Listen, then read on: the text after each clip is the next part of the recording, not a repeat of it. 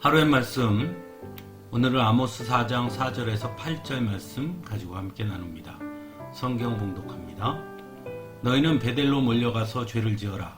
길갈로 들어가서 더욱더 죄를 지어라.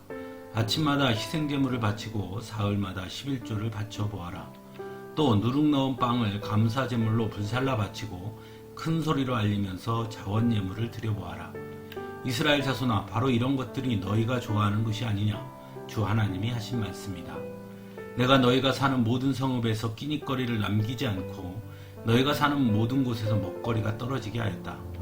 그런데도 너희는 나에게로 돌아오지 않았다. 주님께서 하신 말씀이다. 그래서 추수하기 석 달 전에 내리는 비도 너희에게는 내리지 않았다. 또 내가 어떤 성읍에는 비를 내리고 어떤 성읍에는 비를 내리지 않았다. 어떤 들녘에는 비를 내리고 어떤 들녘에는 비를 내리지 않아서 가뭄이 들었다. 두세 성읍의 주민들이 물을 마시려고 비틀거리며 다른 성읍으로 몰려갔지만 거기에서도 물을 실컷 마시지는 못하였다. 그런데도 너희는 나에게로 돌아오지 않았다. 주님께서 하신 말씀이다.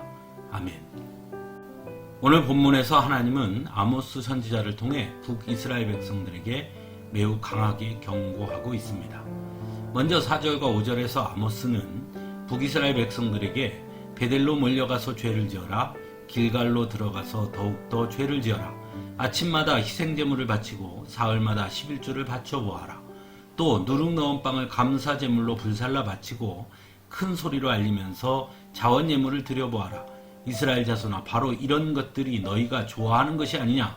주 하나님이 하신 말씀이다. 라고 전하고 있습니다.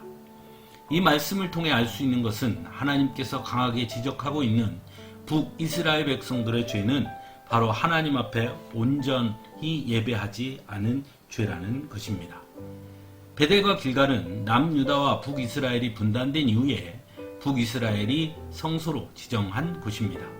우리가 잘 아는 대로 베델은 야곱이 돌기둥을 세웠던 곳이고 길갈은 이스라엘 백성이 여호수아의 인도로 가나안에 입성한 첫 지점이었고 그곳에서 할례를 행하고 유월절을 지켰던 그런 곳이었습니다. 한마디로 성지라고 할 수 있습니다. 그래서 북이스라엘은 남유다와 분단된 이후 이곳을 거룩한 곳으로 여기고 그곳에서 하나님께 예배하도록 했던 것입니다. 하지만 문제는 그들의 예배는 가나안 종교와 이미 혼합된 예배였다는 것입니다.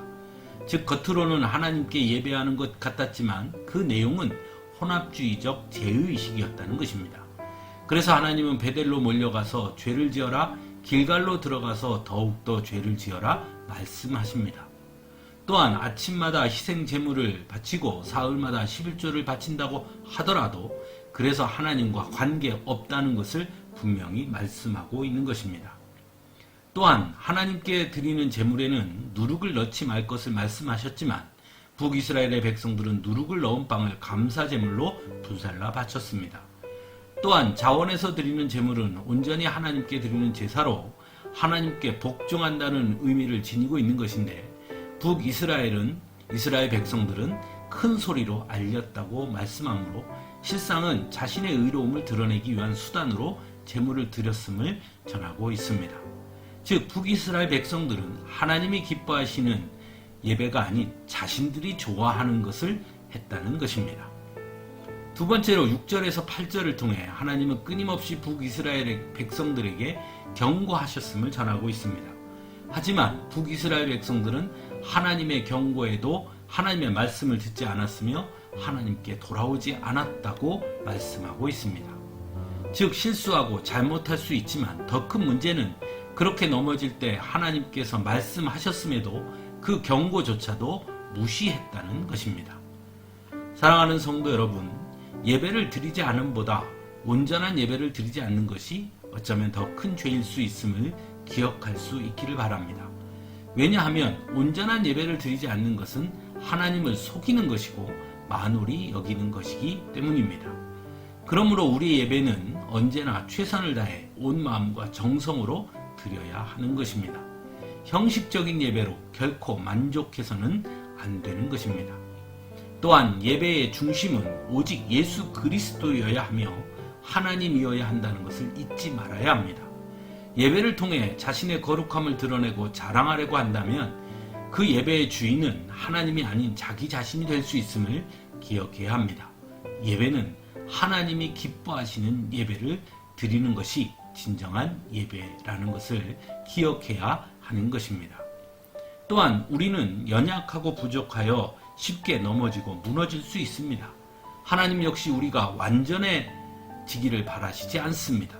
다만 우리의 연약함과 부족함을 인정하고 그래서 하나님을 의지하고 하나님 앞에 서기를 원하시는 것입니다. 그러므로 넘어지는 것의 문제보다 돌이키지 않는 죄가 더 큰 것임을 알아야 합니다. 우리의 연약함과 부족함을 인정하는 사람은 하나님의 말씀에 민감하게 반응하게 됩니다. 그래서 하나님의 경고에 스스로를 돌아볼 줄 아는 사람이 되는 것입니다. 그래서 다시 주님 앞으로 돌아서는 것입니다. 그것이 바로 성도의 모습이라는 것을 잊지 말아야 하는 것입니다.